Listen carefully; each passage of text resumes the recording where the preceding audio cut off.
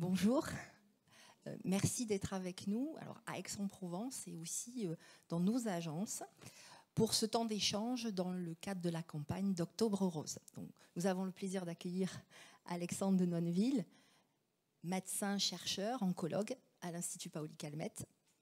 Alors, notre groupe s'engage pour la lutte contre le cancer et plus particulièrement pour soutenir la recherche avec toujours l'espoir de pouvoir contribuer à notre niveau à vaincre cette terrible maladie. Alors, nous sommes partenaires de l'Institut Paoli Calmette, de l'hôpital privé de Provence, de l'Institut Léon Bérard, et nous sommes aussi intervenus pour l'Institut Gustave Roussy. Octobre Rose est un moment privilégié pour communiquer sur le cancer du sein, sur la gravité de cette maladie et l'importance de la prévention et du dépistage. Donc pour nous informer, je vais laisser la parole au docteur de Nonneville. Bien sûr, vous pourrez poser des questions à la fin de son intervention et on y répondra. Bonjour à tous, merci beaucoup de m'avoir invité à vous faire une présentation sur le cancer du sein aujourd'hui dans le cadre d'Octobre Rose, le mois d'octobre étant le mois de sensibilisation au cancer du sein. Peut-être un petit mot d'abord sur l'Institut Paoli Calmette, parce que j'ai entendu que vous étiez également partenaire du Centre Léon Bérard et de l'Institut Gustave Roussy. Ces trois acteurs de la cancérologie ont un point commun, c'est que ce sont ce qu'on appelle des centres de lutte contre le cancer. C'est un statut un peu particulier, il y en a une vingtaine en France, et en fait ce sont des centres qui ont un statut donc de privé à but non lucratif, dont la mission est centrée sur le cancer, c'est-à-dire que dans notre hôpital, on n'a que des patients qui sont pris en charge pour un cancer, et la mission est triple, c'est le soin, l'enseignement et la recherche. Donc à l'Institut Paoli Calmette, on a la chance d'avoir sur le même campus les bâtiments de soins, mais aussi les bâtiments de recherche. Donc on a 12 000 m² de laboratoires de recherche, 450 chercheurs à temps plein qui font la recherche à proximité immédiate des 2000 salariés de l'IPC qui sont engagés dans le soin. Le cancer du sein, c'est par essence un de nos axes les plus importants, parce que c'est un cancer extrêmement fréquent. Et on va parler, je vais vous donner quelques chiffres. Mais d'abord, les points qui m'ont semblé vraiment au centre de la problématique du cancer du sein sont les enjeux, et la présentation va être axée sur ces points-là. Le cancer du sein, on veut prévenir son apparition. S'il est là, on veut être capable de le dépister tôt, par le dépistage notamment organisé, pour le traiter à un stade précoce, ça veut dire tôt, c'est-à-dire avant qu'il se soit étendu, que ce soit en taille ou qu'il ait disséminé dans les ganglions. Tout ça dans le but d'avoir des traitements moins agressifs. Plus le cancer, et c'est vrai pour tous les cancers, est pris en charge tôt, moins les traitements seront agressifs. Un autre axe, c'est adapter les traitements à chaque patiente. C'est ce qu'on appelle la médecine personnalisée. Il y a quelques années, on traitait tout le monde pareil, de la même manière. Donc, il y a les mots chimiothérapie qui doivent vous venir en tête quand on parle de cancer. Toutes les patientes n'ont pas forcément besoin d'une chimiothérapie. Il faut savoir vraiment identifier celles qui vont en bénéficier, celles qui n'en ont pas besoin pour désescalader, ça veut dire faire moins, et puis celles qui éventuellement ont des maladies un peu plus graves où il va falloir faire plus, il va falloir escalader, il va falloir proposer des traitements encore plus agressifs dans le but de guérir. Et ces traitements, ils ont beaucoup d'effets secondaires. Parfois, il y a des séquelles, soit liées à la maladie, soit liées au traitement. Donc ça, c'est un autre objectif important dans le cancer du sein, c'est être capable de limiter les séquelles de la maladie et des traitements. Il faut accompagner les patientes là-dedans. Et puis, bien sûr, l'objectif qu'on ne perd jamais de vue, c'est guérir. Parce que le cancer du sein, quand il est diagnostiqué tôt, on arrive à guérir 9 patientes sur 10. 90% des patientes vont être guéries si le cancer est diagnostiqué précocement. Alors, je vous avais promis quelques chiffres. Donc, le cancer du sein, c'est le cancer le plus fréquent en France. C'est 60 000 cas par an. 60 000 femmes ont un diagnostic de cancer tous les ans en France. Et ça représente une femme sur 8. Donc, dans une salle comme celle-ci, si elle était remplie de femmes, ça voudrait dire que, on va dire, 6 à 7 personnes seraient concernées par la pathologie directement, sans parler du nombre de personnes qui est touchées de manière indirecte, que ce soit une fille, une femme, une maman. Le chiffre 60 000, il a fait x2 en 30 ans. Est-ce que vous avez une idée de pourquoi? Voilà, j'entends le dépistage. L'impact principal de ce x2, on va dire qu'il y a 2 points. C'est la mise en place d'un dépistage organisé. On se rend compte que oui, il y a beaucoup plus de cancers du sein, mais la majorité d'entre eux sont diagnostiqués à des stades précoces. Il y a vraiment une modification de la patiente type au diagnostic. Maintenant, les grosses tumeurs sont moins fréquentes. Les atteintes ganglionnaires sont moins fréquentes et on arrive à diagnostiquer de manière plus précoce. L'autre facteur important, c'est le vieillissement de la population. Le cancer du sein, c'est avant tout un cancer qui survient essentiellement après 50 ans, pour la majorité des cas. Néanmoins, il y a une population vraiment substantielle de patientes qui vont avoir des cancers du sein jeunes, mais le cancer du sein, c'est avant tout une pathologie après 50 ans pour la majorité des 60 000 cas évoqués. C'est une maladie qui reste grave. Je vous dis que diagnostiqué tôt, on peut le traiter très efficacement, mais néanmoins, le cancer du sein, c'est quand même 12 000 décès tous les ans. Donc c'est la première cause de mortalité par cancer chez la femme. Et on dit que 90% des patientes sont vivantes à 5 ans, mais on tombe à 25% au stade métastatique, ce qui montre que les besoins ne sont pas du tout assouvis, entre guillemets. On n'a pas répondu aux besoins pour de nombreuses patientes. Et ça, c'est un point important, hein. Donc même un cancer du sein qu'on va guérir, ce qui est donc le cas le plus fréquent, on ne parle jamais, nous, de petits cancers. Il n'y a pas de petits cancers. Quelqu'un qui passe par un événement cancer, c'est pas normal. Heureusement, la plupart des gens n'y sont pas confrontés. Et il y a clairement un avant et un après, et ça, on va en parler. Je pense que j'ai un petit problème de zapette. Voilà. Donc, je voudrais vous sensibiliser un petit peu aux facteurs de risque de cancer du sein, parce qu'on entend évidemment énormément de choses. Il y a des choses qui sont en effet débattues, il y a des choses qui ne sont pas très claires, mais il y a des choses qui sont extrêmement claires. Et donc, le principal facteur de risque d'avoir un cancer du sein, bah, c'est bien évidemment d'être une femme.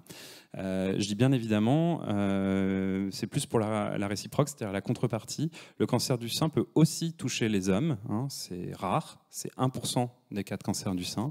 Mais vous le voyez que finalement en France, sur les 60 000 cas, ça représente quand même 600 hommes touchés par le cancer du sein tous les ans en France. Donc c'est une notion qu'il faut avoir en tête, hein. On a dans nos files actives des hommes qui sont touchés par les cancers du sein, qui sont des cancers qui ressemblent énormément au cancer féminin, mais qui se traitent relativement de la même façon. Mais encore là, on a des besoins non assouvis, puisque étant une maladie rare, la recherche est un peu à la traîne sur le cancer du sein chez l'homme. Donc 99% des cancers du sein surviennent chez la femme.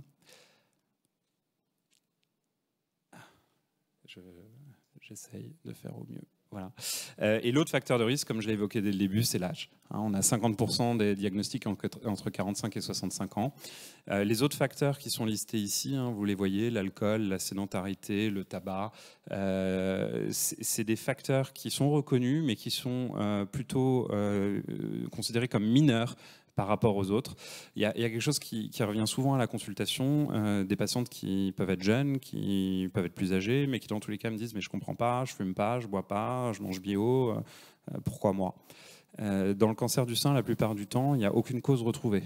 Donc il faut vraiment, entre guillemets, déculpabiliser le diagnostic de cancer du sein.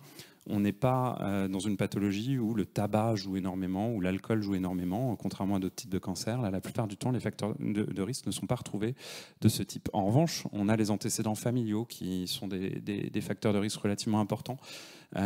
Et là, la notion d'âge est majeure. C'est pas la même chose d'avoir eu un cancer du sein chez la maman à 75 ans que d'avoir eu un cancer du sein chez la maman à 40 ans, chez sa sœur à 35 ans. Plus les antécédents familiaux sortent à des âges précoces, plus c'est à risque.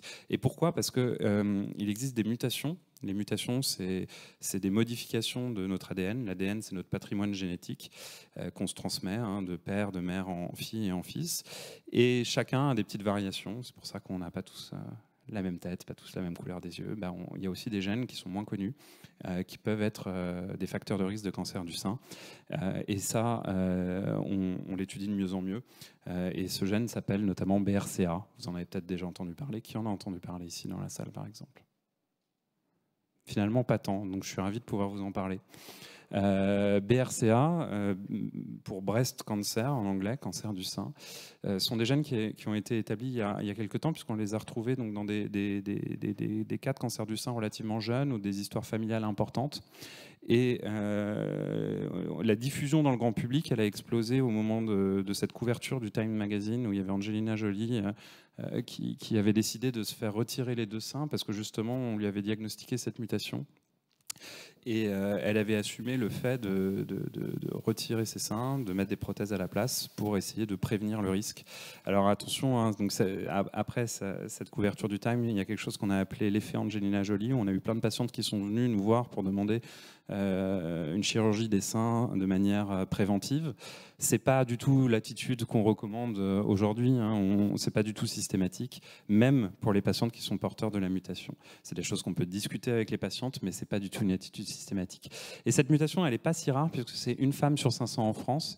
Et quand on l'a, c'est une chance sur 2 d'avoir un cancer du sein au cours de sa vie. Donc vous voyez, on passe de une chance sur 8 à une chance sur 2. C'est déjà beaucoup plus fréquent. Et en plus, cette chance, ce risque d'avoir un cancer du sein, il est beaucoup plus précoce. C'est-à-dire que les patientes vont avoir des cancers du sein souvent autour de 40 ans.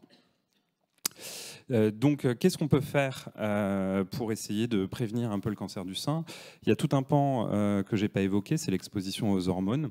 Les hormones naturelles produites par la femme, hein, donc au cours de sa vie, sont quelque chose qui peuvent augmenter le risque de cancer du sein. Plus on va avoir une période d'exposition longue, plus le risque va être élevé. Mais là-dessus, on ne peut pas trop jouer. En revanche, ce qu'on peut faire, c'est limiter la prise des traitements lors de la ménopause, par exemple. Des femmes à l'entrée en ménopause peuvent avoir de nombreux symptômes, des bouffées de chaleur, des douleurs articulaires qui leur rendent la vie horrible. Et on a une réponse médicale, c'est qu'on prescrit des hormones pour pallier à ces symptômes. C'est bien de le faire, mais en revanche, il faut vraiment limiter la durée de ces traitements-là. Il ne faut jamais dépasser 2-3 ans, par exemple, pour éviter justement d'imbiber les patientes d'hormones. L'autre chose sur laquelle on peut jouer, c'est vraiment favoriser la pratique d'une activité physique, du sport, pour notamment contrôler la prise de poids. Quand on prend du poids, on fait du gras, et le gras, ça peut apporter justement des hormones dans le corps. Donc contrôler le gras, c'est quelque chose d'extrêmement important en termes de prévention. Comme je vous l'ai dit, l'alcool, c'est relativement marginal comme facteur de risque, mais bon, c'est facile de jouer dessus, et puis c'est au bénéfice d'autres risques de cancer, donc on le limite. Et puis le contrôle de la prise de poids, il est particulièrement important après la ménopause. C'est quelque chose dont il faut avoir conscience, on en parle peu.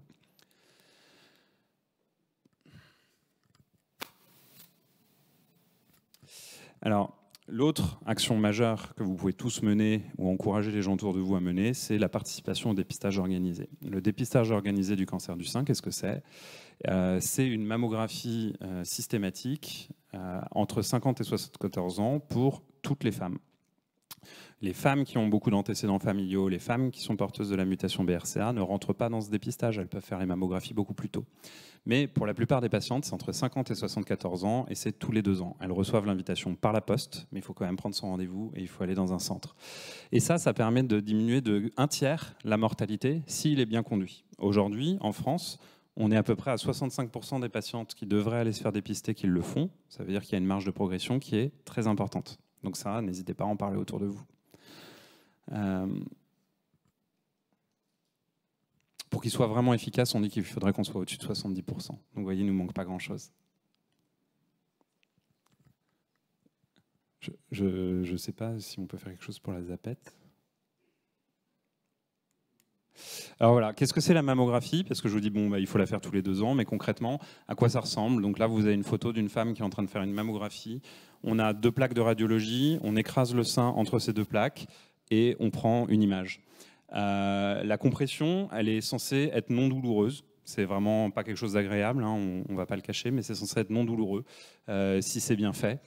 Et surtout, c'est extrêmement bref. Donc, si jamais vous avez eu une mauvaise expérience lors d'une mammographie, il ne faut pas hésiter peut-être à changer de centre, à aller voir ailleurs avec quelqu'un avec qui vous serez plus en confiance. Mais il faut absolument réessayer parce que normalement, cet examen n'est pas douloureux.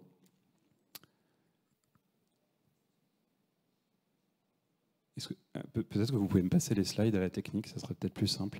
Alors voilà, la mammographie, une fois qu'on l'a faite, qu'est-ce qui se passe ? Alors soit tout va bien, on vous dit rendez-vous dans 2 ans, soit on va diagnostiquer une anomalie. On va voir quelque chose à l'image, c'est-à-dire un petit point blanc la plupart du temps, un petit nodule. Et alors là, qu'est-ce qu'il va falloir faire ? Il va falloir faire une biopsie. Qu'est-ce que c'est une biopsie ? Une biopsie, c'est un prélèvement. Donc en général, ça se fait à l'aiguille.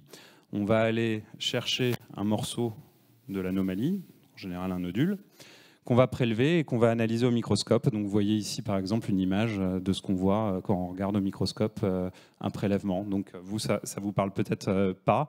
La plupart des médecins, vous inquiétez pas, ça leur parle pas. Il faut avoir l'habitude du cancer du sein. Mais ce que vous voyez là, tous les petits ronds, c'est des cellules. Et elles ont une architecture qui n'est pas du tout normale. Elles ont un aspect assez atypique. Et ça, ça nous permet de faire le diagnostic de cancer. On ne fait jamais un diagnostic de cancer sur une imagerie seule. C'est-à-dire que même quand il y a quelque chose de suspect à l'imagerie, tant qu'on n'a pas le résultat de la biopsie, le diagnostic de cancer n'est pas fait. Alors, ensuite, pour faire le diagnostic de cancer du sein, vous avez vu que ma présentation s'intitulait « Cancer du sein, une maladie hétérogène ». Ça veut dire qu'il n'y a pas un cancer du sein, en fait, il y en a plusieurs. Donc il y a plusieurs cancers du sein et comment on fait le diagnostic ? On prend la cellule tumorale et la cellule tumorale, elle va exprimer des récepteurs. Le récepteur à l'œstrogène, le récepteur à la progestérone et le récepteur HER2. Oestrogène, progestérone, c'est les récepteurs hormonaux. Je vous disais que les hormones, ça compte beaucoup dans le cancer du sein. HER2, c'est un autre récepteur qui compte beaucoup. Alors comment on fait pour détecter ça ? On utilise des petits anticorps que vous voyez sur la figure. Et puis ça nous permet de classer le cancer. Dans 15% des cas, il va être dit HER2 positif. Dans 70% des cas, il va exprimer les récepteurs hormonaux et dans les 15% des cas, il n'exprime aucun des 3 récepteurs et c'est ça qu'on appelle le cancer du sein triple négatif. Quelqu'un a déjà entendu parler du cancer du sein triple négatif ? Je suis vraiment ravi d'être là. Au moins comme ça, je peux vous sensibiliser. Donc triple négatif, ça vient de 3 et c'est parce que ces 3 récepteurs intéressants dans le cancer du sein ne sont pas présents sur la surface des cellules tumorales. Le cancer du sein triple négatif, c'est celui qui est réputé de moins bon pronostic parce qu'on n'a pas de traitement spécifique jusqu'à, on va dire, l'année dernière où l'immunothérapie est arrivée. Les autres cancers, on les prend maintenant extrêmement bien en charge. Donc il y a les sous-types, mais il y a aussi les différents stades. Vous voyez ici un résultat de ce qu'on appelle un PET scanner. Le PET scanner, quand on n'est pas passé dans le domaine de l'oncologie, en général, on ne connaît pas non plus. Le PET scanner, c'est un scanner conventionnel dans lequel on va injecter un traceur que vous voyez là sur l'image. Et tout ce que vous voyez en noir, ce sont ce qu'on appelle des métastases. Les métastases, c'est quand la tumeur du sein a été capable de migrer et s'est déplacée dans d'autres organes, dans les os, dans les poumons, dans le foie. Et c'est ce que vous voyez là sur la figure A. Néanmoins, aujourd'hui, on arrive à très bien les prendre en charge, ces maladies. Enfin, très bien les prendre en charge. Je vous expliquerai qu'on n'arrive pas à les guérir. Mais en revanche, c'est la même patiente que vous voyez à droite, où tous les points noirs ont disparu grâce à un traitement bien conduit. Et donc ça, c'est important. Diapo suivante, s'il vous plaît. Merci. C'est important parce que il y a différents types, mais différents stades. Et quand un cancer a été capable d'aller se mettre dans d'autres organes, on parle de cancer métastatique. Et les objectifs de traitement vont plus du tout être les mêmes. Aujourd'hui, un cancer du sein en 2024, quand il est métastatique, on ne sait pas le guérir. Et c'est là où justement la recherche est extrêmement importante, c'est pour avancer pour ces patientes. Et donc l'objectif du traitement, ça va être améliorer la survie, autant en durée qu'en qualité. Mais on ne va pas pouvoir les guérir. Et ça, c'est quelque chose d'important à retenir. En revanche, un cancer du sein localisé, l'objectif, c'est la guérison. Je l'ai mis avec des guillemets, parce qu'on va potentiellement sortir avec des séquelles. Il y a vraiment un avant, un après. On n'est pas toujours pareil après le traitement du cancer. On a parfois perdu son sein. On a eu des traitements sur lesquels on peut avoir des effets secondaires à long terme. Mais on n'a plus son cancer. On peut être considéré comme guéri. Et ça, le traitement central, c'est la chirurgie et éventuellement des traitements médicamenteux. Diapo suivante, s'il vous plaît. Merci. Et quand je vous parlais de médecine personnalisée, c'est vraiment se poser la question de, parmi toutes nos patientes qui ont un cancer du sein, comment identifier les patientes qui ne vont pas avoir besoin de chimiothérapie, par exemple, qui sont guéries par la chirurgie. Comment identifier les patientes qui vont vraiment bénéficier de la chimiothérapie, à qui on va dire va falloir faire 6 mois de traitement, ça va être dur, mais ça va marcher. Et puis, il y a ces patientes tout à droite qui, malheureusement, vont récidiver et donc qui ont besoin encore plus encore de plus que de la chimiothérapie. Donc pour identifier ces patientes, la diapo est peut-être un peu complexe, mais en gros, on utilise beaucoup de marqueurs. Les marqueurs que je vous ai montrés tout à l'heure avec l'expression des récepteurs hormonaux. On utilise le stade dont je vous ai parlé.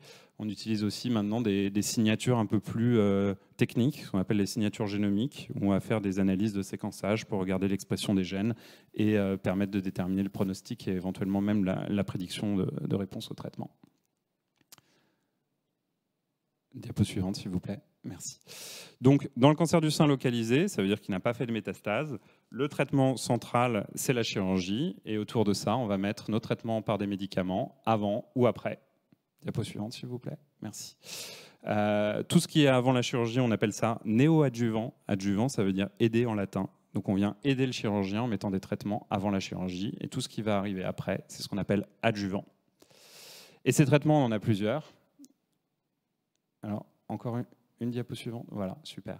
On a ce qu'on appelle les chimiothérapies conventionnelles. C'est ce que tout le monde va à peu près avoir en tête quand on parle de cancer et de chimiothérapie, c'est-à-dire la chimiothérapie qu'on va faire dans les veines, dont le but est d'empêcher les cellules de proliférer, c'est-à-dire de se diviser avec potentiellement des toxicités importantes.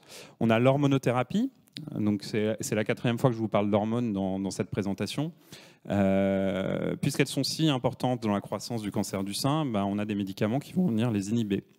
Donc par exemple, chez une femme qui ne serait pas ménopausée, on va lui induire avec des médicaments la ménopause. Elle ne sécrétera plus d'hormones. Et pour les femmes ménopausées, elles ont quand même encore quelques hormones, on peut jouer là-dessus aussi. Et puis il y a ce qu'on appelle les thérapies ciblées. Les thérapies ciblées, c'est quelque chose de plus récent. C'est grâce à la recherche qu'on a identifié des voies dans la cellule qui sont propres au cancer, ce qu'on appelle des voies moléculaires. Et ces voies-là, on est capable de les moduler, c'est-à-dire de les modifier. On est capable de mettre un inhibiteur qui va faire que la cellule va mourir. Et puis plus récemment encore, on a ce qu'on appelle les anticorps monoclonaux. Les anticorps, c'est ce qu'on sécrète tous, c'est nos défenses immunitaires. Quand on va rencontrer un corps étranger, un virus, une bactérie, on va sécréter des anticorps qui vont activer la réponse immunitaire. Et on est capable maintenant de produire artificiellement ces anticorps, de les diriger contre la cellule cancéreuse et de les utiliser comme une arme thérapeutique. Alors, ces décisions de traitement, de quel traitement on va choisir pour telle ou telle patiente, on les prend en général pas tout seul dans son coin. En tout cas, il faut pas. Il faut pas le faire parce qu'on a besoin de plusieurs expertises. On a besoin des radiologues, on a besoin des radiothérapeutes, on a besoin des oncologues, on a besoin des chirurgiens. Et donc, en général, nous, à l'Institut Paul-Calmette, 2 fois par semaine, on se retrouve tous dans la même salle. Et puis, vous voyez là les diapos derrière. On regarde les images de la patiente, on regarde son dossier médical, on regarde son histoire personnelle, ses antécédents, c'est ce qu'elle a d'autres maladies. Et puis, on essaie de décider quel va être le meilleur traitement pour cette patiente. Donc, c'est à chaque fois des discussions pluridisciplinaires. Et ça, on appelle ça la réunion de concertation pluridisciplinaire, la RCP. Et donc ça, c'est systématique. Toute patiente qui a un cancer du sein ou autre chose doit passer par la RCP. Et puis ensuite, il y a l'axe d'accompagner nos patientes. Donc ces traitements, ils ont des effets secondaires. On a des médicaments pour essayer de les diminuer, de les réduire.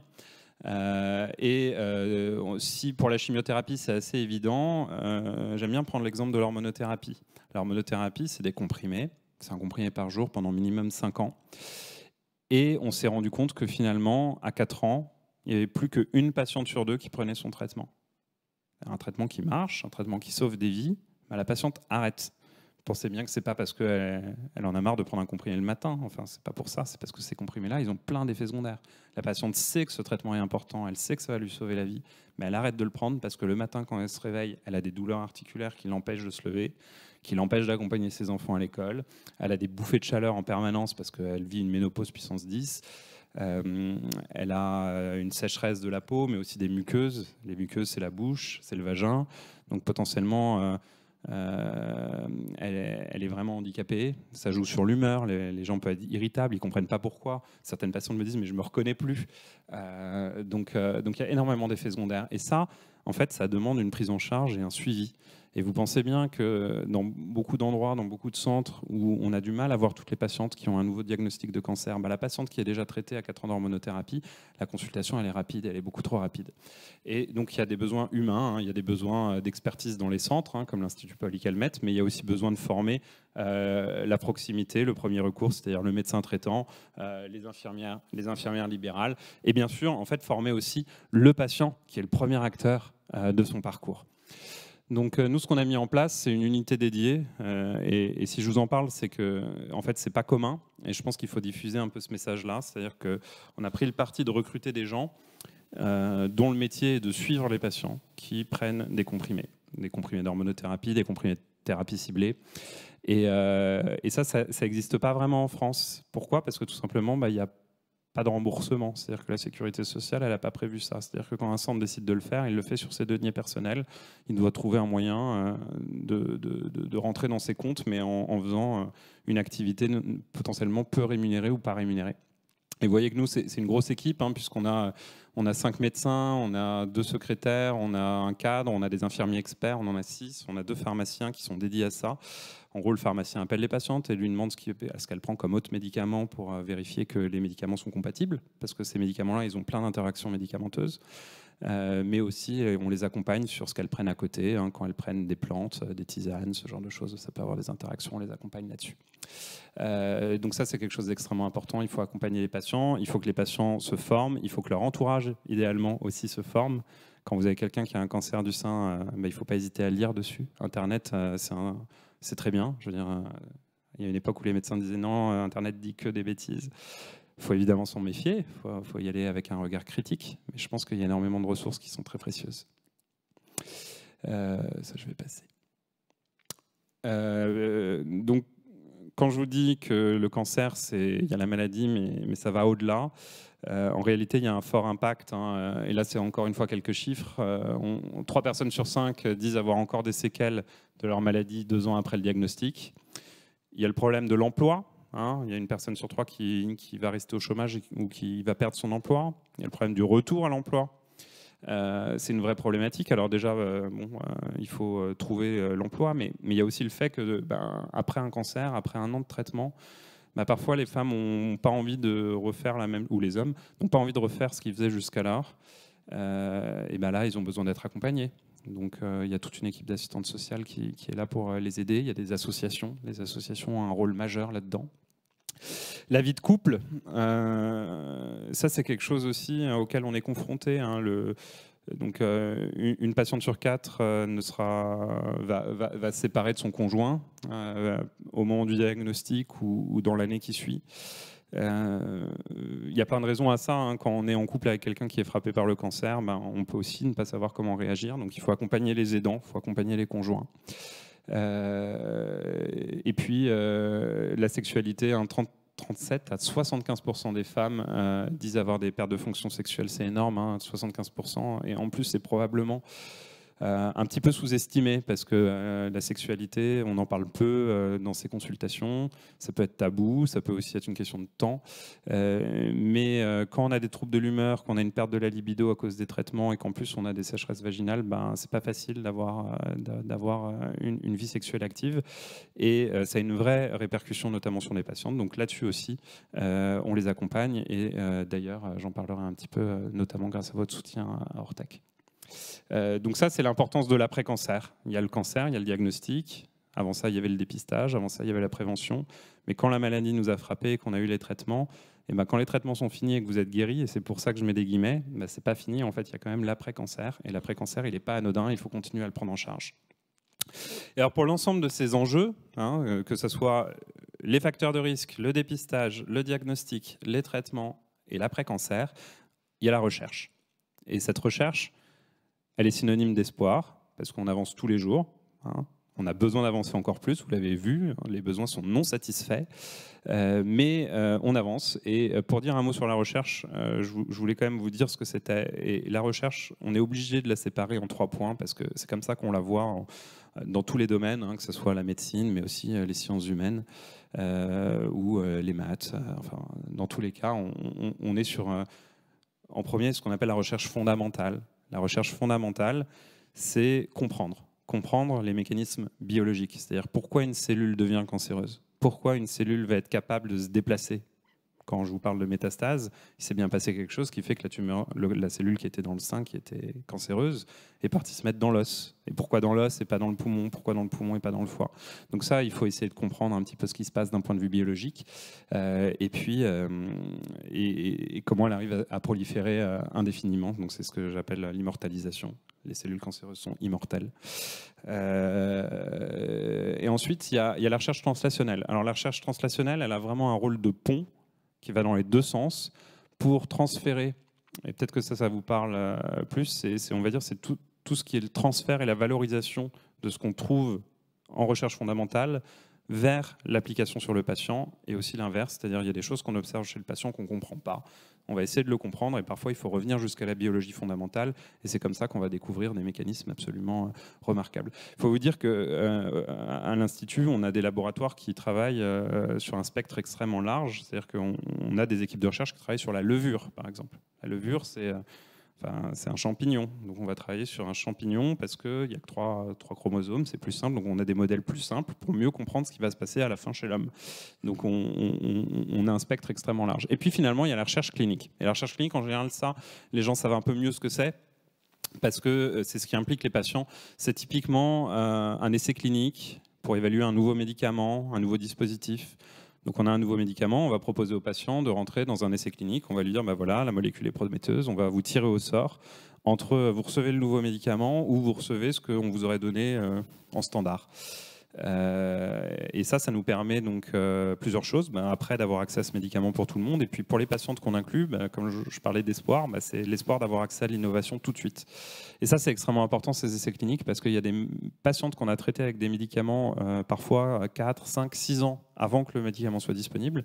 Et on leur a parfois sauvé la vie, ou alors on leur a permis d'avoir une vie bien plus prolongée grâce à ça. Et là, encore une fois, il y a des patients qui disent mais attendez, je vais être votre cobaye. Moi personnellement, c'est pas comme ça que je le vois. Les médicaments sont évalués en amont, bien sûr. Et puis oui, il y a une question qui est posée, ça c'est certain. Il y a une participation du patient. Mais encore une fois, moi je leur dis que je travaille à l'Institut Paul-Calmette notamment parce que j'ai accès à des essais cliniques et je peux leur proposer d'y rentrer. Et y rentrer, notamment quand on a une maladie grave, c'est potentiellement avoir une chance de guérir d'une maladie qu'on ne guérissait pas avant. Et alors oui, il y a une chance sur deux, mais si on ne participe pas, en fait, l'accès à l'innovation, il est plus complexe.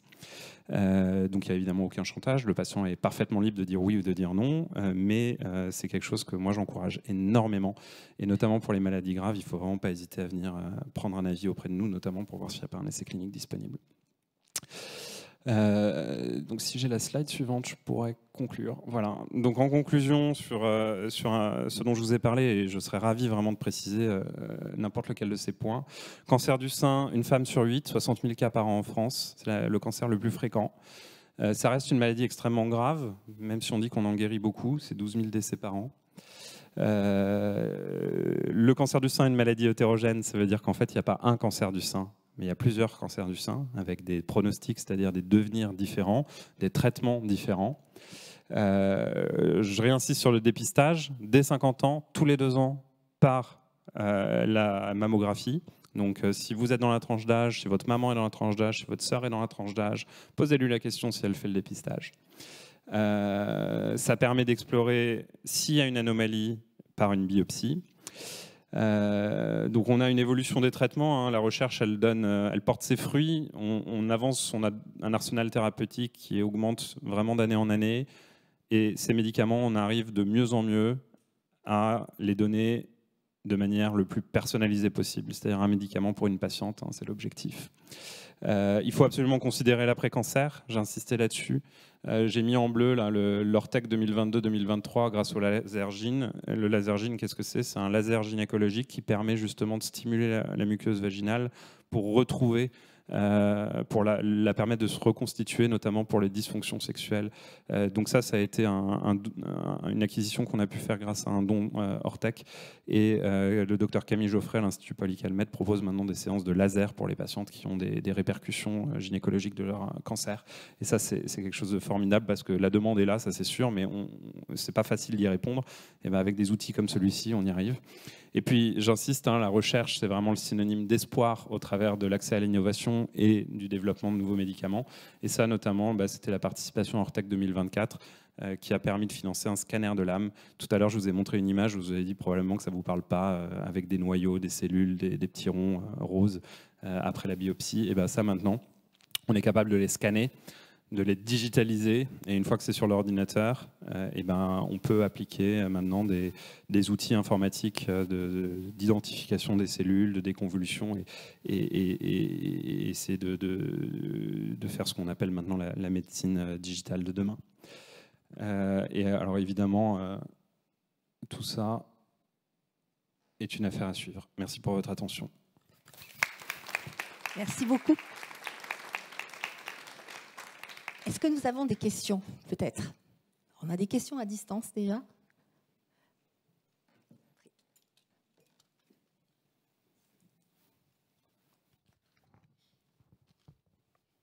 Bonjour. J'avais une question par rapport aux gènes que vous avez repérés, ICP, BRCA. Oui, voilà. Du coup, ce diagnostic-là, il n'est pas fait automatiquement chez toutes les femmes? Alors, est-ce qu'il est fait dans la population générale, vous voulez dire? Est-ce qu'on le diagnostique chez tout le monde? Non. Non. Alors déjà parce qu'on n'en a pas les moyens techniques aujourd'hui. On ne peut pas faire ce diagnostic. Ça passe par une prise de sang. Après la prise de sang, on va chercher de l'ADN dedans et puis on va faire ce qu'on appelle un séquençage. Ça prend du temps, ça a un coût assez élevé. Et en France, mais n'importe où dans le monde aujourd'hui, aucun système de santé ne peut assumer de le faire techniquement ou financièrement pour l'ensemble de la population. En plus, il y a aussi le problème une fois qu'on a le diagnostic, ça ne veut pas forcément dire qu'on va faire son cancer. Mais en revanche, ça y est, vous vivez avec une épée de Damoclès sur la tête. Et donc, du coup, on ne peut pas financer ce genre de dépistage sans derrière financer un parcours d'accompagnement, notamment psychologique et pratique.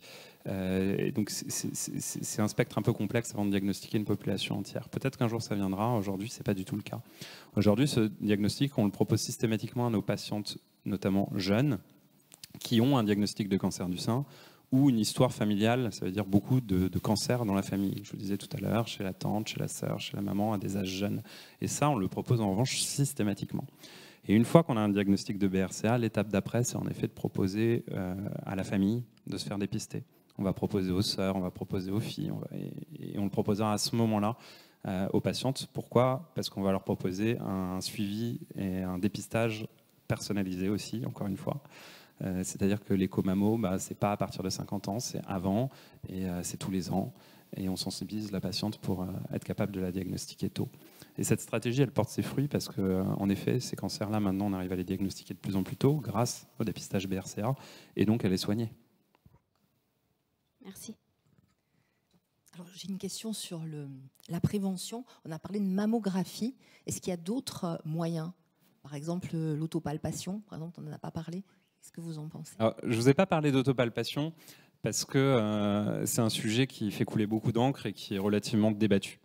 Moi, j'encourage mes patientes à s'autopalper dans le cadre de la surveillance. Maintenant, si tout le monde s'autopalpe, il a été montré qu'on trouvait beaucoup de choses et que ça menait à énormément de mammographies et parfois à des biopsies qui étaient potentiellement inutiles. Une fois qu'on a dit ça, de dire que c'est débattu et que c'est pas forcément recommandé systématiquement, moi je pense que l'autopalpation c'est quelque chose d'important. J'aurais pu venir avec un de mes bustes d'ailleurs. Vous pouvez venir à l'Institut Poly-Calmette, là ce mois-ci on a 4 ou 5 séances d'apprentissage de l'autopalpation sur des bustes, donc des mannequins qui ont des seins, et dans les seins on a mis des tumeurs. Donc l'autopalpation c'est quelque chose que les femmes peuvent pratiquer elles-mêmes. Et ça a un impact, notamment les patientes à risque, elles, on les encourage à s'autopalper. Quand on touche une boule dans le sein, on peut être particulièrement inquiète, mais moi j'ai envie de dire, la plupart du temps ça sera rassurant, mais il faut aller jusqu'au bout.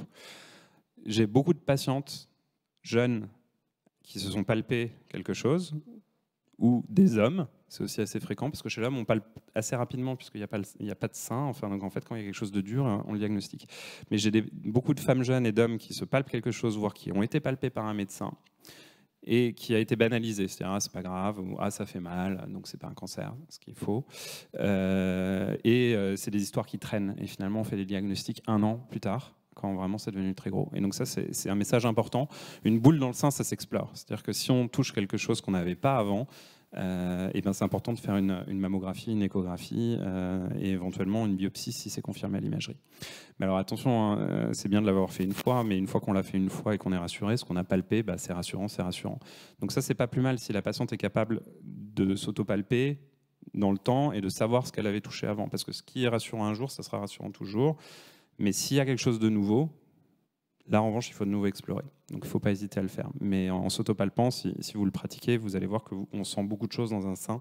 Plus la femme est jeune, plus on va sentir des choses. Le sein est très dense. Donc, c'est pas toujours évident et ça peut être anxiogène. Donc, il ne faut pas hésiter à se faire accompagner dans l'autopalpation par un oncologue ou au moins un médecin. Question, peut-être?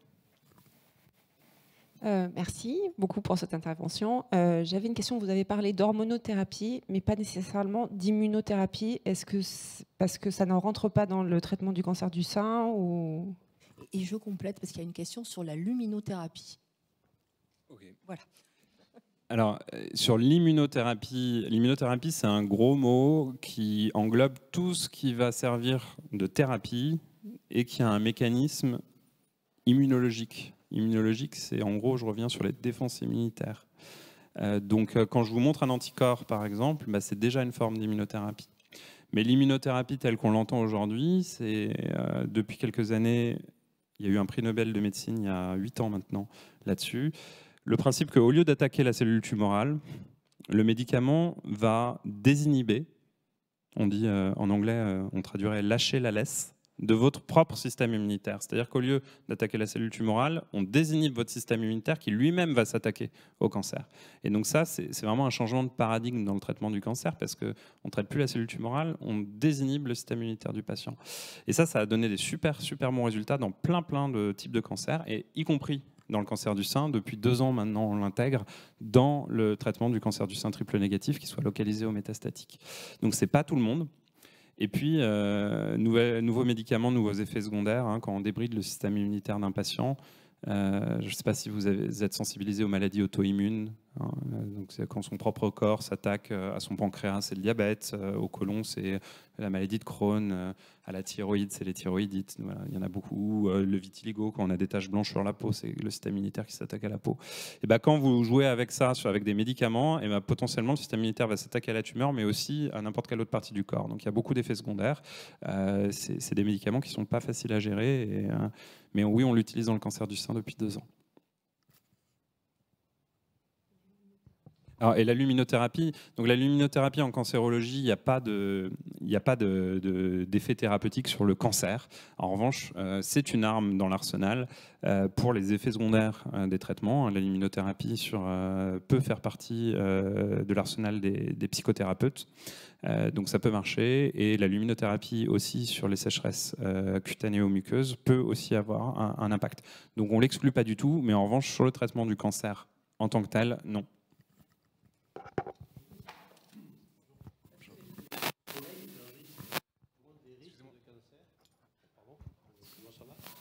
L'exposition au soleil ou dans tout ce qui est cabine UV, tout compagnie, là, est-ce que ça augmente les risques de cancer ou de cancer de la peau ou... Alors, la question c'était est-ce que l'exposition au rayonnement du soleil, que ce soit naturel ou artificiel dans les cabines à UV, augmente le risque de cancer? La réponse est franche et claire, oui. Pour les cancers de la peau, c'est le principal facteur de risque, c'est l'exposition au soleil, et notamment l'exposition au soleil importante dans l'enfance. Il faut vraiment couvrir les enfants d'écran total.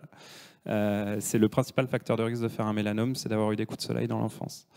Donc c'est quelque chose qui est absolument avéré. Maintenant, pour le cancer du sein, l'exposition au soleil ne joue pas. En revanche, les rayonnements un peu plus forts que l'exposition au soleil, comme la radiothérapie par exemple, c'est un très gros facteur de risque. Il y a des gens qui peuvent faire des maladies, des cancers de l'enfant, comme les lymphomes par exemple, qui eux sont irradiés, donc avec des machines de radiothérapie au niveau du thorax. Et dans le thorax, on passe par le sein, et ça, c'est un vrai facteur de risque de cancer du sein. Donc ces patientes-là, on les surveille de près, oui. On a des questions sur le dépistage. Pourquoi le dépistage est-il jusqu'à 74 ans, sachant que notre espérance de vie augmente, et il y a plus de risques de développer un cancer à partir de 40 ans? Pourquoi les dépistages se font à partir de 50? Alors, c'est une question qui revient extrêmement souvent, y compris par des médecins, notamment les médecins traitants qu'on forme sur le cancer du sein. C'est la question systématique. Et donc, c'est une question, par définition, très intéressante, puisqu'elle revient tout le temps. Et en fait, la réponse, elle est assez claire. C'est que pour qu'un dépistage soit un dépistage organisé, il faut définir une population cible. Donc, la politique, là, elle est de santé publique. Elle n'est pas forcément, c'est pas l'oncologue médical qui va la déterminer, c'est les autorités de santé françaises qui vont dire, ben voilà, entre 50 et 74 ans, on a une population relativement homogène qui a un surrisque de cancer du sein du fait de l'âge, et on peut les diagnostiquer. On est en train de discuter de débuter plus tôt. Parce qu'en effet, on pourrait débuter dès 45 ans et la population serait relativement homogène, encore une fois. Donc débuter plus tôt, ça, c'est quelque chose d'important. Et pourquoi avoir une borne haute? Pourquoi s'arrêter à 74 ans? Tout simplement parce qu'après 74 ans, la population est beaucoup moins homogène. On connaît tous autour de nous des gens de 75 ans qui vont aller courir le Marseille-Cassis dans 2 semaines. En revanche, on connaît aussi des patients de 75 ans, des gens de 75 ans qui ont plein de problèmes au cœur, qui n'arrivent plus à marcher, qui ont une maladie d'Alzheimer. Et donc, du coup, le fait que les patients soient particulièrement hétérogènes, on repasse sur un dépistage individuel. C'est-à-dire qu'il ne faut pas arrêter les mammographies à 74 ans systématiquement, mais c'est sur prescription du médecin traitant qui, lui, évalue, oui, ma patiente elle est en pleine forme, elle va encore bénéficier d'un dépistage, versus, cette dame, elle est très malade, potentiellement, elle va mourir d'autres choses dans les 4 à 5 ans, donc le dépistage, il est plus intéressant pour elle. C'est vraiment ce genre de considération. D'autres questions? Alors, que pensez-vous des contraceptions hormonales? Alors, les contraceptions hormonales, je pense qu'on ne peut que être positif sur la généralisation de la contraception. L'impact, il est globalement largement positif. Et en ce qui concerne le risque de cancer du sein, on a vu qu'il y avait un très léger surrisque sur des populations extrêmement larges. C'est-à-dire que quand on analyse 500 000 patientes qui ont eu une pilule ostroprogestative versus 500 000 qui n'en ont pas eu, il y a un léger surrisque. Mais il est bien établi qu'à l'échelle individuelle, le bénéfice l'emporte. Mais alors, en revanche, petite précision, une fois qu'on a eu un cancer du sein hormonodépendant, une contre-indication formelle à toute forme d'hormones. Et là, ces patientes-là, elles ne peuvent plus avoir de pilule. La première chose qu'on fait, c'est si elles ont un stérilet hormonal, on leur retire. Et la seule moyen de contraception qu'on leur propose, c'est le stérilet au cuivre. Ça c'est important, mais une fois qu'il y a eu le diagnostic de cancer. Moi, j'avais une question par rapport aux facteurs de risque. Vous évoquiez le fait qu'il y ait parmi les facteurs la grossesse tardive après 30 ans. Déjà d'une, je voulais savoir si c'était relié aux hormones, pour savoir si j'avais bien compris. Si vous vous attendiez aussi à ce que ça progresse, puisqu'en fait la société fait en sorte que les couples ont des enfants un peu plus tard qu'avant. Donc voilà. Écoutez, merci d'avoir été si attentif aux slides, parce que du coup je suis passé vite là-dessus et ça me permet d'y revenir. En gros, sur le facteur de risque hormonal, il faut réfléchir vraiment en durée d'exposition. Donc une femme a une période hormonale active de la puberté jusqu'à la ménopause. Plus la ménopause est tardive, plus la puberté est précoce, plus la période d'exposition va être longue. Et entre ces 2 étapes, tout ce que vous mettez au milieu qui arrête la production hormonale va vous protéger. Une grossesse, on arrête d'avoir ses règles, on arrête de produire des hormones, c'est protecteur. Plus on est jeune, plus la charge hormonale est forte, donc plus vous avez votre grossesse jeune, plus ça vous protège. Si vous avez plein de grossesses, vous êtes en stop hormonal plusieurs fois, donc ça vous protège aussi. Et si vous allaitez, une femme qui allaite, théoriquement, c'était utilisé comme moyen de contraception il y a très longtemps pour éviter d'avoir plein d'enfants à la suite, mais c'est une efficacité relativement limitée. Tant qu'on allaite, normalement, on ne retrouve pas ces cycles. Et donc, du coup, on est censé pas tomber enceinte. Mais encore une fois, Je ne recommande pas cette stratégie. Mais ça vous montre le mode de réflexion. C'est-à-dire que tant qu'on allaite, on ne retrouve pas les cycles hormonaux et donc on est protégé. Donc une fois qu'on a réfléchi là-dessus, on comprend tout ce qui va nous protéger, tout ce qui va nous mettre à risque. Plus on augmente l'exposition, plus on est à risque, plus on la réduit, moins on est à risque. Et donc pour cette question particulièrement d'actualité sur maintenant les grossesses tardives, c'est la norme.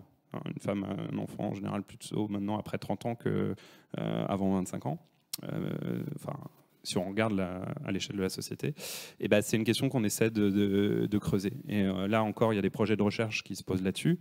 Et je voudrais juste aller encore une étape,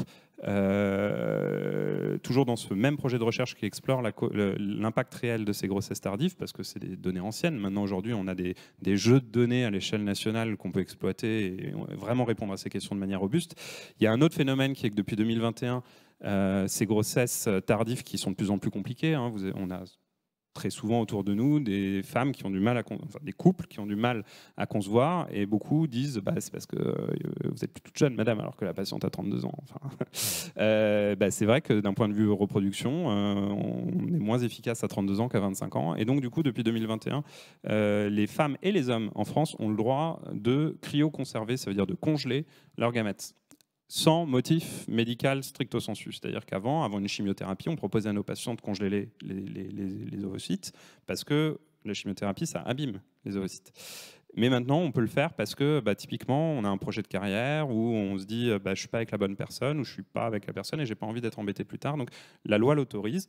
Et je ne critique pas du tout cette loi, loin de là. Néanmoins, ça veut dire que pour congeler ces gamètes, on fait des stimulations hormonales assez fortes et on imbibe les patientes hormonalement. Les données jusqu'à maintenant sont plutôt rassurantes, mais cette notion de est-ce que ces femmes qui sont stimulées hormonalement ont besoin d'avoir une surveillance particulière en termes de mammographie, par exemple, c'est une question qu'on pose dans un de nos projets de recherche et c'est une réponse qu'on attend mais vraiment avec impatience. Et donc ça, c'est des questions qui en fait ne sont pas complètement tranchées. Plutôt rassurant encore aujourd'hui, j'insiste, je ne veux pas vous inquiéter là-dessus, mais en tout cas, on aura des réponses assez robustes, je l'espère, d'ici quelques mois. Alors, merci pour votre intervention. Je lis la question. Pourriez-vous nous dire où en est la recherche sur l'emploi du CRISPR-9 ciseaux moléculaires sur le traitement du cancer? Alors, c'est une question pointue. Donc c'est ce qu'on appelle le CRISPR-Cas9 en anglais, CRISPR-Cas9. Okay. Et ça, c'est une technologie d'ailleurs dont une Française a participé a reçu le prix Nobel conjointement il y a 5 ans, je crois. Et le CRISPR-Cas9, en gros, c'est en effet des petits ciseaux qui sont capables d'aller couper un endroit particulier de l'ADN, de retirer un gène, voire même d'en mettre un autre à la place. Donc cette technologie, elle est redoutable pour nos recherches parce que nous, on arrive à reproduire des choses qu'on voit dans les cancers grâce à cette technologie et on l'utilise mais quotidiennement. Donc elle est intégrée en recherche. Mais elle fait aussi très peur parce que ça veut dire qu'on peut éditer un génome. Ça veut dire que demain, un embryon, on peut retirer le gène BRCA et mettre un gène BRCA sain. Donc ça, c'est plutôt positif. Mais on peut aussi faire tout ce qu'on veut, quoi. Enfin, c'était ça qui faisait peur dans cette technologie. Aujourd'hui, le CRISPR-Cas9 dans la cancérosolide de l'adulte n'existe pas en clinique. On ne le fait pas. On l'utilise en recherche, mais en recherche fondamentale ou en recherche translationnelle. À ma connaissance, dans le cancer du sein, il n'y a pas d'essai clinique qui utilise la technologie chez le patient. On a des technologies d'ARN messager, comme le virus Covid, qu'on utilise maintenant en traitement cancer, mais le CRISPR-Cas9, non. Une question sur l'influence de l'alimentation sur le cancer du sein et notamment les produits laitiers. Alors, l'alimentation dans le cancer du sein, c'est simple. Il y a, en science, on a une base de données qui s'appelle PubMed. Si vous tapez alimentation et cancer du sein, vous allez avoir des dizaines de milliers de papiers. Il y a énormément d'études là-dessus. Ça va dans tous les sens. En gros, il n'y a pas d'unanimité sur des facteurs alimentaires stricts qui seraient responsables du cancer du sein ou qui le protégeraient. Je ne dis pas qu'il n'y en a pas, je dis qu'aujourd'hui, on n'a pas réussi à démontrer l'implication de l'alimentation dans le cancer du sein. Et encore une fois, il y a des choses qui sont évidentes, qui sont très faciles à montrer. Le gène BRCA, c'était une évidence. Quand c'est plus difficile à démontrer en recherche, quand vous voyez qu'un sujet est débattu, ça ne veut pas dire que c'est faux, ça ne veut pas dire que c'est vrai, ça veut dire souvent que si c'est vrai, l'effet est potentiellement marginal. un petit effet est plus dur à démontrer qu'un gros effet. Vous voyez ce que je veux dire? Donc quand il y a des études qui se contredisent en permanence, c'est qu'en général, l'effet, s'il est là, il est soit vraiment impliqué avec d'autres facteurs, soit qu'il est marginal. Alors, tous les gènes à l'origine du cancer du sein n'ont pas encore été identifiés. À l'heure actuelle, à quelle fréquence cette liste est-elle mise à jour? Alors, en effet, enfin, je vois que vos collaborateurs sont particulièrement pointus. On a parlé de BRCA, mais il y en a d'autres. Il y a d'autres gènes. Aujourd'hui, quand on va chercher une mutation de prédisposition au cancer du sein comme BRCA chez une patiente, je réponds à votre question, on va lui faire une prise de sang et on va faire un séquençage de l'ADN. On recherche aujourd'hui 13 mutations. 13 mutations différentes. Donc BRCA, PALB2, il y en a d'autres. Cette liste de 13 gènes, elle est mise à jour. C'est-à-dire qu'il y a 5 ans, il y en avait que 6. Voilà, elle est mise à jour régulièrement. Il n'y a pas de mise à jour à court terme de prévu. Le problème, c'est qu'en effet, de temps en temps, on voit des familles avec des cancers du sein super jeunes, avec des patientes qui ont des cancers entre 20 et 35 ans, chez la maman, chez la tante, chez la sœur, chez la patiente, et on ne retrouve aucune mutation. Ça ne veut pas dire qu'elle n'existe pas, c'est qu'il y a probablement des choses qu'on ne connaît pas encore. Mais là, je dirais qu'il faut retourner encore à la recherche fondamentale parce que c'est probablement pas juste une mutation, il y a d'autres moyens de réguler l'expression de nos gènes qui vont au-delà de la mutation. Et c'est peut-être là-dedans qu'il faut creuser et c'est ce qu'on essaie de faire, en tout cas dans certaines équipes à l'Institut. Est-ce qu'il y a d'autres questions? Alors, je vais peut-être lire un témoignage. J'ai 48 ans, je me suis fait dépister tous les 2 ans depuis 2015. Ma sœur a eu le cancer du sein stade 2 en 2015. Elle avait 49 ans, elle est guérie. Voilà. Je vous remercie vraiment de vos interventions. Merci à vous et puis merci à la personne qui a donné ce témoignage parce qu'en effet, c'est important d'avoir des... Voilà, exactement. Merci à tous et puis à bientôt. Merci docteur.